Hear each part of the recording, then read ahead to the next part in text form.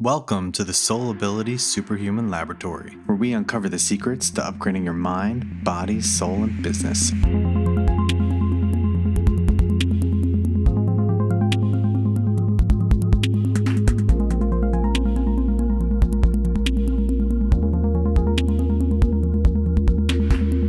Hey everybody, welcome to the Soul Ability Podcast, or as I like to call it, the Soul Ability Superhuman Laboratory. I'm your host, Dr. Michael DeMarco, and on today's episode, we have a very special guest, a good friend of mine, Jen Esker.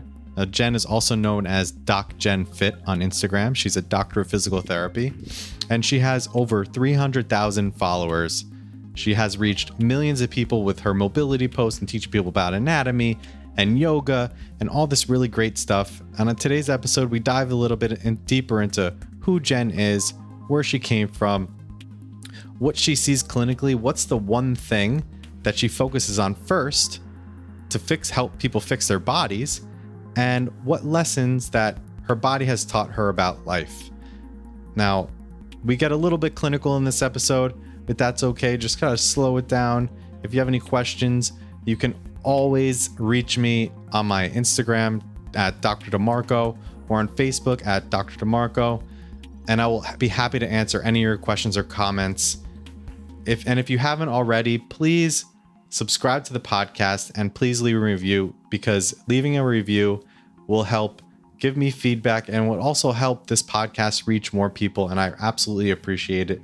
Whether you feel like it deserves a 5-star review, which is great, or less, it's up to you. But please give it a listen, and I hope you enjoy. Hey, Jen. Well, thank you for being on the show. I think this is going to be an awesome episode. Thank you for having me.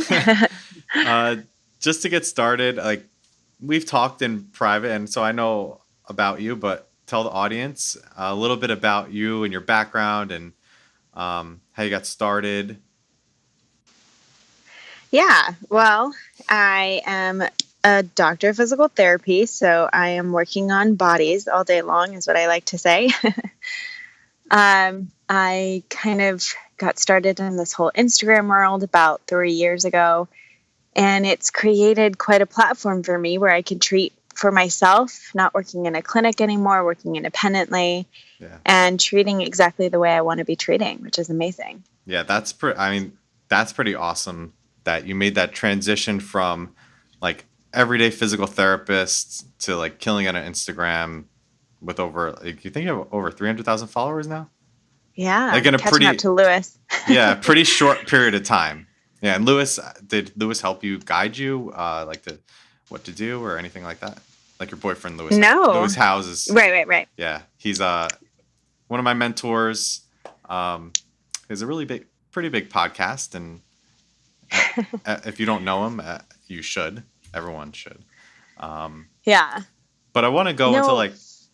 Oh, sorry. I want to. Oh no. Like you went into the Instagram stuff right away, but I wanted to go into like, how did you figure out that you wanted to do what you're doing, like become a physical therapist in the first place?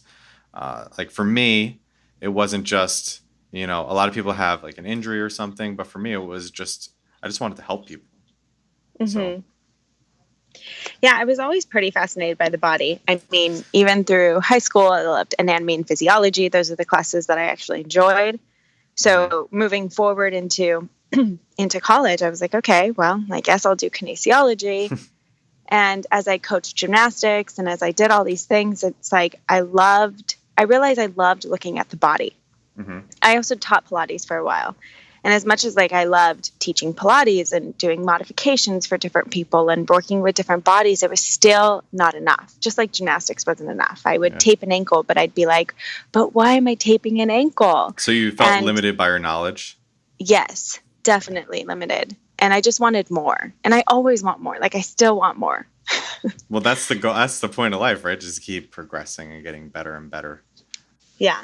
I just want to be able to help people as maximum as I can. And even if that's helping other clinicians be better or helping just people in general and gaining more knowledge, just whatever that may be, it is a drive to help people. Did you have like one moment that was like your aha moment, that made the biggest impact in your life? It could be back then, or it could be even recently, like that, making the transition from being just, working in a clinic to reaching hundreds of thousands of people and even millions, I think, on some of your posts online. How did that? Yeah. Well, really, it was in my last year of PT school. I saw someone working on my boyfriend, and she was a chiropractor, and she was working out of his house and with her own table, with her own tools. And I was like, what is this? Literally in school, they teach you how to work in a hospital or an acute care, or how to work in outpatient, whether that's neurological or outpatient or whatever it may be. But they never taught you how to be your own boss, how to do whatever it is you wanted to do. You had to follow whatever the clinic was, or you create your own clinic and you maybe make money down the road, but it just takes forever. It's just they didn't teach you. It's just like that in chiropractic school too. And I think it's even like that at business school. So you're going to have to figure it out either way. Yeah, no one teaches you entrepreneurship and how to do it. Wow. So, that's crazy. But she was the first one that I talked to, and I watched her treat, and I was like, oh my gosh, she's doing like physical therapy. I think maybe she did one manipulation, and then it was like soft tissue and movement. And I was like, that's amazing. And it opened my eyes to chiropractic, and that there's better it's definitely than just adjust and go. Yeah. It's definitely more than that. Like, yes. It depends on how you practice, just like physical therapy. Exactly. Just like physical therapy. Oh my goodness. I've been in so many physical therapy offices where it's just ultrasound and ice and stem. Yeah. And so I was going to wait to get into some of the clinical stuff, but I think this is a good transition. So for me, one of the lessons that I've learned is that when you have like a physical, like a mechanical problem, you need a mechanical solution. So, but if you have like a chemical problem, you need a chemical solution. So it's like the difference of like if you got in a car accident, you got a huge dent in your car, you have to physically pop out the dent in order to fix it. You can't just paint it over. So like the paint is like just like the stem or some like those kind of modalities or drugs or whatever. And all the other things, the physical modalities are just like the manual therapy, the manipulation, the exercises, the neuromuscular re-educate, like those kind of things that are going to fix the actual mechanical solution. For sure.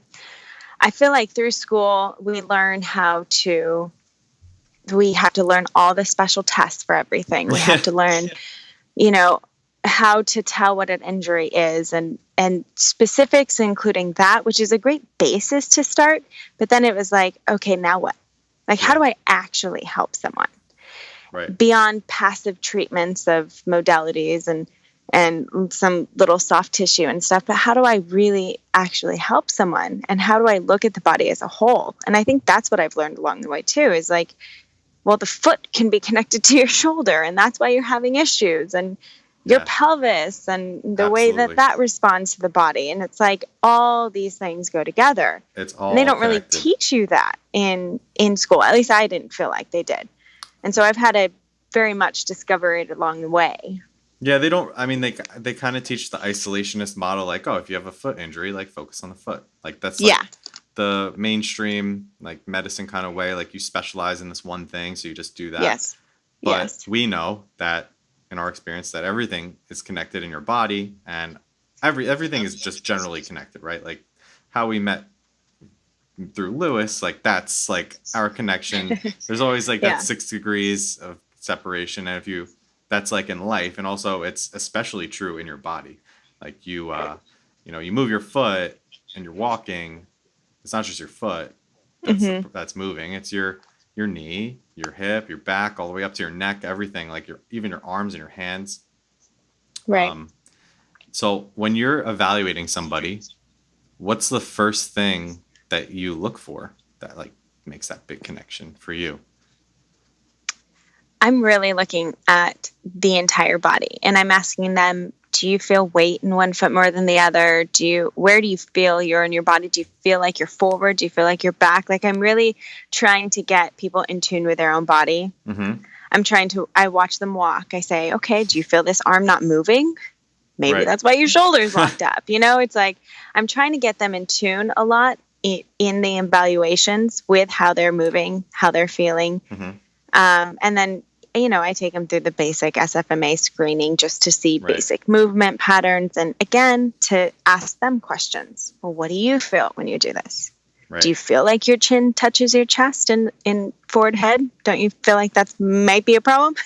Yeah. So really we address everything together, which I think makes it so much more collaborative and makes them more involved in the treatment and makes them more willing to move forward in the treatment. Now it's not just someone looking at me and saying, okay, do these things, but now I have a reason why behind everything. Yeah, I agree. And just even for me, like one of the things that's like usually at the center of it all, like that's the key is like the breathing. Like how is somebody breathing? Oh my goodness. So much. Yes.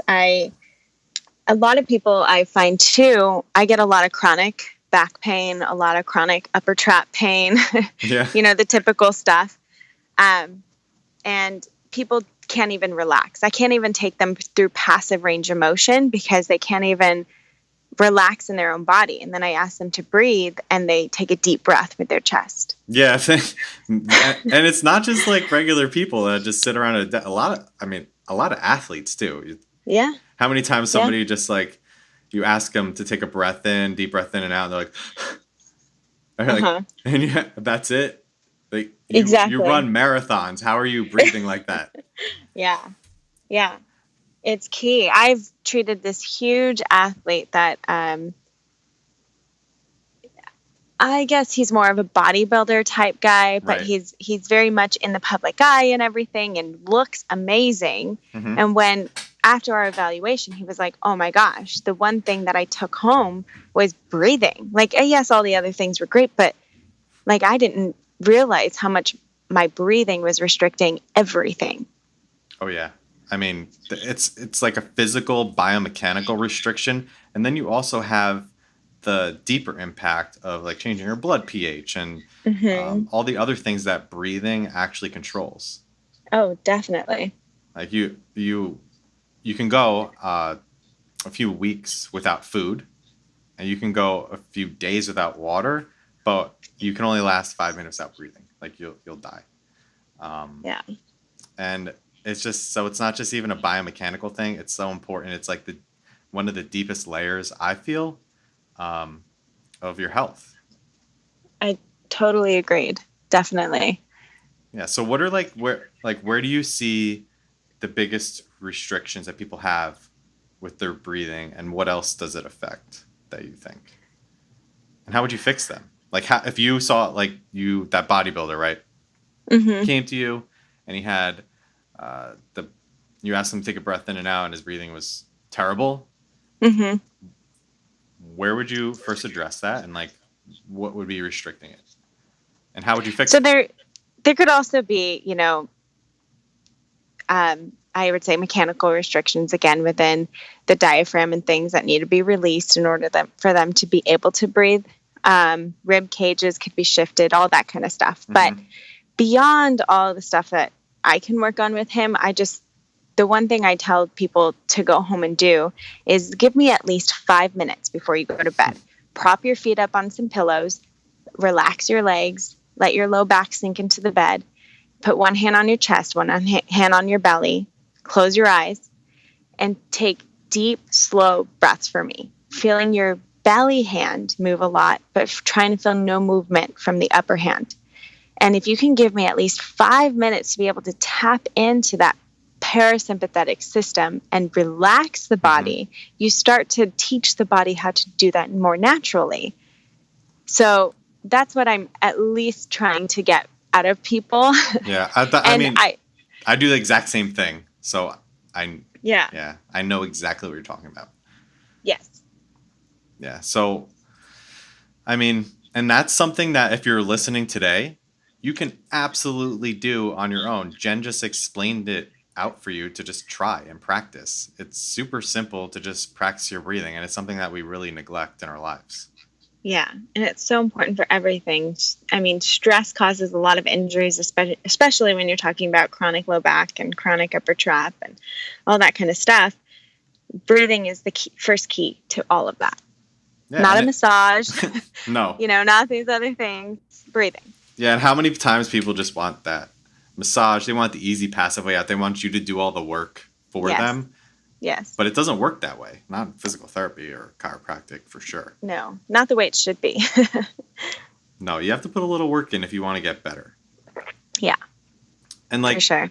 How much so breathing, like, and it's interesting that that guy was a bodybuilder because like I was a bodybuilder and I first got introduced to it by learning about Arnold Schwarzenegger, and one of the things that those guys used to do was practice what's called the vacuum pose, which is all about controlling your like diaphragm or your core and using kind of your breathing to manipulate how you actually look on stage. Yeah.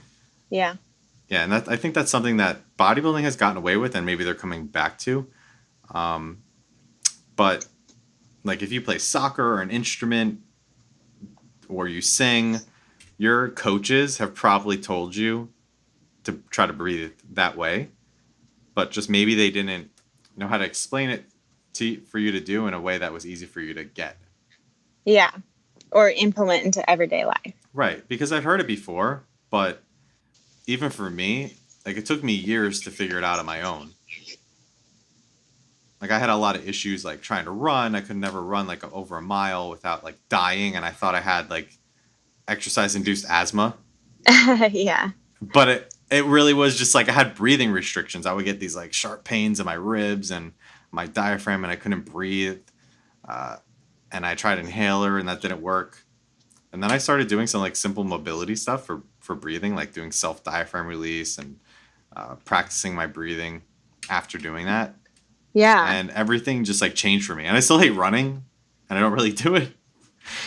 But so that didn't change much. Right, but I know I could if I wanted to. Yeah. For sure. So like what are some like other major things that you see people? I mean, for me there's two. There's like breathing, and then there's like the glutes being shut off, like, and that's huge. I would say that whole core area. So I teach people how to engage from the transverse abdominis, the glutes, and the pelvic floor, because I think those are all three very forgotten areas. Definitely, and they're all connected to each other. Without one, you lose stability in the other. It's like you're trying to build that bridge with like only half of the pieces. Yep, for sure. And when you can tap in and stabilize there, it really helps to be able to stabilize all throughout the body. So yeah, that's a key one. Yeah, you can't stabilize unless you have the keystone in place, and that's. I think a lot of personal trainers really don't understand that.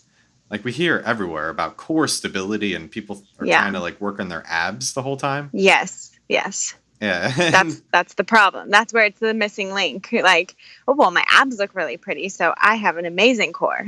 Right. And how many times have you told someone that they have a weak core and they get pissed off? Oh, yeah. Even when I was teaching Pilates, my favorite was because I taught at one place that was connected to a CrossFit gym. So we would get some CrossFitters who were trying to, increase their core strength. Yeah. And they were dying. And some wouldn't come back because they were so embarrassed that, well, I could do all these total bars, no problem. But why can't I do a tabletop in you have Pilates? Great hip flexor strength. Like, dude, that's not really helping you too much. That's probably causing a lot of your back pain and shutting your glutes off. Exactly. Like there's yeah. I mean, there's so much like that. Like I don't even know yet. I feel like that that can help people. Like you get a basic understanding of these things like when you start training or like going to PT school or chiro school, but you have to keep going deeper and keep learning. You don't know everything.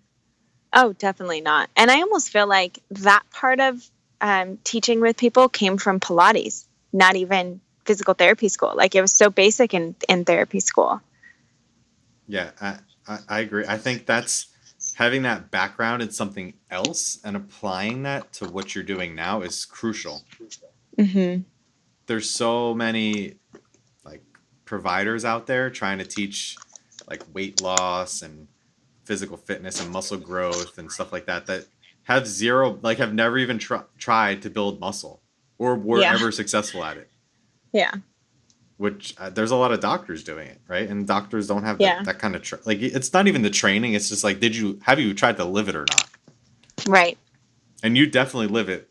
Like I had it, like some of your Instagram videos, like your spinal mobility is insane. I don't even know anybody that can do that kind of stuff. Even a lot of yoga instructors. That's so funny. I mean, I feel like it's still very limited.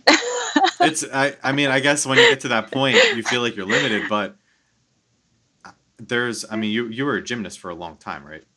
Yeah, I But was. I did I've it for worked 9 with years. like top level gymnasts, like going into the Olympic gymnasts that don't even have anything close to that kind of mobility. Well, I think I had to stop gymnastics in order for me to gain mobility because, a lot of gymnasts even get spondylolisthesis where they get Uh-huh. the slip vertebrae Yep. because they're doing so much extension through the low back. Right. And I feel like it's not taught correctly. Like, oh, well, maybe you should open your hips a bit more or your upper back a bit more. Like, it's just like bend. Right. No specific, just bend. And then you build muscle and power on top of that. And it's just, I've had so many friends with back injuries from gymnastics. Yeah. Let's just make you look like you can do it and Yeah. not care if you're actually doing it. Like, Yeah, exactly. I don't care where the movement comes from, just as long as it looks good.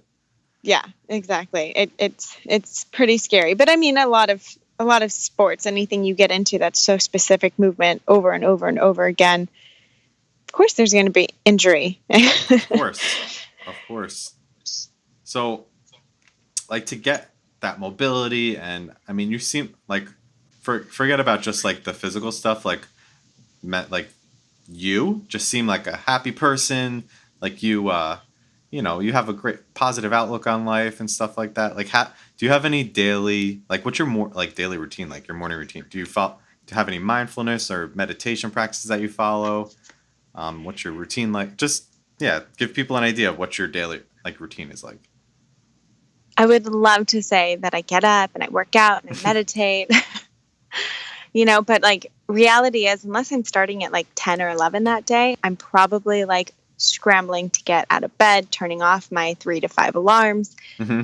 making my coffee. I do make my bed every day. I That's feel like that's super crucial for me. that can have a big impact. It's just that organization at the beginning of the day. Yeah, it sets the tone. It really does. Like, okay, I accomplished that. I can go on and accomplish other things, even though I'm running late right now, which sometimes unfortunately happens for me. I'm not a morning person. Like last night, I stayed up until 2 a.m. finishing things. So I will stay up as late as necessary. And I love going over like my gratitude for the day at night too. Mm-hmm. So I do a lot of, I would say, more practices at night. If I haven't gotten a workout in, I'll do that at 10 o'clock at night. Like it's not even that Have you important to ever me. heard of Dr. Michael Bruce, his book, The Power of When? I haven't actually, but sounds interesting. Yeah, so he has these basic like 3 chronotypes, or four chronotypes, and they basically you take this like quiz and read through the book, and it kind of like puts you into a category of like when you do your best work, when you should be waking up, how long you should sleep, and it sounds like you're trying to push yourself into a chronotype that you don't do your best work at, like you do your best work at night. So I do. yeah, and I think that's important. Totally. I'm not a morning person. Like I can't. I've tried to do stuff in the morning, like like go to the gym and Yeah. all that stuff. The only thing I could do in the morning is like maybe some meditation stuff or some breath work. Yeah. But actually physical, like I'm terrible at it, and I don't start waking up till later in the day. Ditto. Yeah, so I'm like a wolf. I'm like great at night. Yeah. And I think you're the same. So Totally. Yeah, I I have mean, clients who are like, I got an email at like 1 a.m. from you. I'm like, oh, yeah. Sorry, I was just getting started. yeah. Well, I think that what you're doing is perfect for your schedule.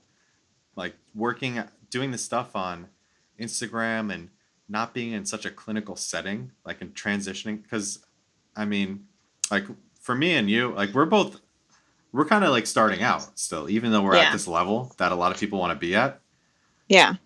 and we're still figuring stuff out. And that's important for everyone to understand that you're not going to always have it all together, and Never. nobody has it all together yet, and you're Nope. always trying to figure things out and doing things. How long have you been a physical therapist? 2 years. Yeah. So anything, That's it. I feel like anything under 5 years, you're new. Oh, yeah. Like you're You're a totally, baby. yeah, you're brand new. No matter what level you get to, whether you like, it took me like only 2, 3 years to get to where I'm at, having this big clinic, um, 7-figure clinic, and it only took you 2 years to get to where you're at, where you're able to just like make your own schedule and like kind of see who you want to see, and Hmm. you're reaching a number of people that most provide like physical therapists or chiropractors or medical doctors will never even reach in their entire lifetime of practice. But just because Yeah, we it's pretty like got crazy. to that level, you're not like we can always change things. But I think that direction you're going in, where you're able to make your own schedule, you can even tweak it a little more and have even a bigger impact. Yep, for sure. Yeah. I, so this obviously this podcast is called Soulability, Hmm. and one of the things that I like to talk about are the lessons that your body has taught you about life.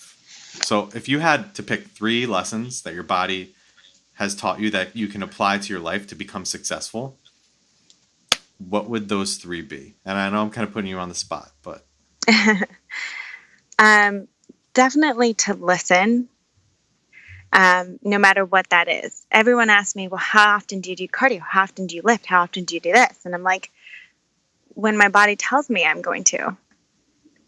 I truly, like, if I feel like running, I'm going to run. If I feel like doing a lift, I'm going to lift. Like, I listen to my body, and not only in terms of movement, but hugely in terms of food. right, I used to like just grow up and understand that I have a crappy stomach and that's just life. just Like, accept that's it. literally what I accepted. Because I grew up like with bean and cheese burritos and chocolate milk. I mean, that was life. and and then I grew up and I started eating like better foods, and I'm like, oh, I feel better. And then when I eat bad foods, I feel bad, and it Yeah. hurts and it sucks. And so understanding, like, I'm not just trying to eat clean to look good, but Hmm. I'm literally listening to my body, and it's really taught me a lot. Yeah. How crazy is it that when people are in those uncomfortable, like those situations where they feel crappy, they don't even realize they're in them until they're out of them. Yeah. And then they look back and they're like, man, I felt like crap. But there's a lot of people that never even get to that point because, like you said, they don't even listen. Right, exactly. um And the lack of the awareness is like just not there. yeah, for sure. So I think that's one lesson. I That have is. 2 more. A huge one, obviously, for me, anyone who knows me, my body's taught me to move. That is going to be like my power of everything. Right. Even if I'm having a bad day, if I'm kind of moody for Hmm. whatever reason, like, people around me would be like, did you work out today? Yeah. Because it changes everything for me. It changes my mood. It changes, it releases the endorphins and it gets everything going. But it just is everything for me. Movement, no matter if it's just like going and taking a walk somewhere or doing a hard exercise, which is typically what I like. I just need to move. And my body has taught me that. Like, I need continual movement. I need to play with movement. I need to move. But I mean, we learn better with movement. Our food digests better with movement. Like, it's the most basic function of life, really, is movement. Mm-hmm. Mm-hmm. And what's the third one? What would you think? That it's kind of sometimes like tough to to think about these, but if you really think about them, then especially if you're into fitness, you realize Hmm. like, man, like the way that I got in shape is the same way that I could become successful. Like, and I'm great at that. Why haven't I done it yet? Yeah. You know, hmm. Well, my body, Or even just working my, with patients, like, well, well, I think, I've, especially recently, I've been looking at, okay, I know I have things going on in my body that are off. Like mm-hmm, I have thoracic outlet syndrome going through my right hand, and I have just other things mm-hmm, mm-hmm. that I've, like hip flexor pain if I sprint or do a hike, and these things that I just ignore. I'm like, oh, it'll go away, whatever. And I continue to tell other people, don't ignore it, listen to your body and do other things. And I just kind of pass them along. So I'm learning right now to really listen to my body in terms of, okay, maybe not that heavy lift, but Mm-hmm. maybe more of this mobility flow. Yeah. And I'm reaching out to other clinicians in other spaces that I don't know about and saying, hey, can you evaluate me? I want to know what your take is. I want to know what your opinion on this thing is, because my knowledge only goes so far. Right. You So can always learn more. right. And it's really interesting to take someone else and put it and have them evaluate me and assess me and what I feel in my body and Mm-hmm. what am I getting out of it. And it's really been a super cool experience recently. I call it the treat yourself journey. That's great. Yeah, and I think it's hard for practitioners to kind of like we're the worst patients. Like Mhm. we are. Mhm. Um, because we're always trying to like help other people, and then we Exactly. forget about ourselves. But the way that you help other people is by being. You can't help someone else if you're injured or you're.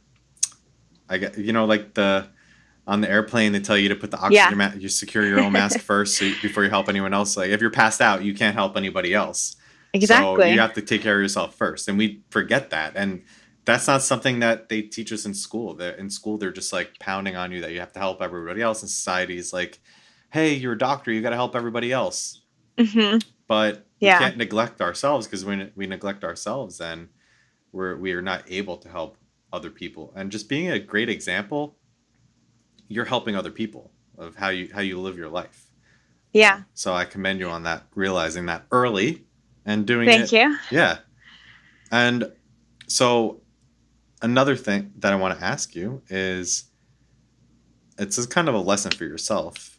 If you had to do it all over again, what's the number one thing that you would push yourself to do or teach your younger self?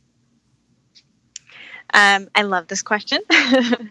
And for me growing up, I was so shy, and so like wanting to please everyone else. So, oh, I don't know if I should say that because I don't know if that would make that person mad. And if I could go back, I'd like shake myself and be like, just be you and just say it, Mm-hmm. just express it, because it's always going to be a little scary, and there's always going to be pushback, and there's always going to be people who aren't going to agree. But you get to reach so much more people, and you get to learn so many more things when you're just able to express. Yeah, you just have to just not give a fuck. Exactly. And Like, I gave lots of fucks when back in the day. yeah, I and was so shy, so quiet. Like, I still consider myself pretty shy. If I go into a group of people, I'm still like, okay, having to remind myself how to like break out of my own head.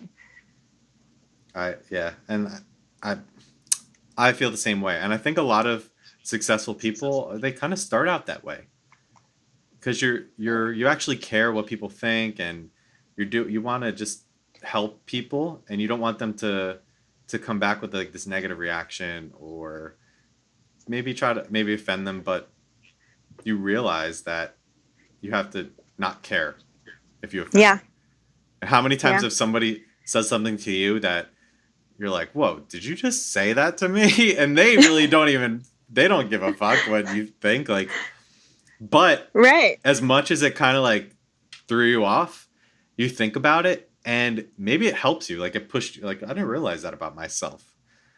Hmm. It's true. Yeah. It's So, very true. and you have to, like, if you don't put yourself out there, somebody else like that who doesn't know what they're talking about is going to do it anyway. And then everybody else is going to be listening to them. And you're just doing them harm by not putting out the knowledge that you have and yourself and your light that you're putting out to help people. Like, you're not fulfilling your mission or fulfilling your passion because you're just like too afraid of what people are going to think. For sure. Definitely.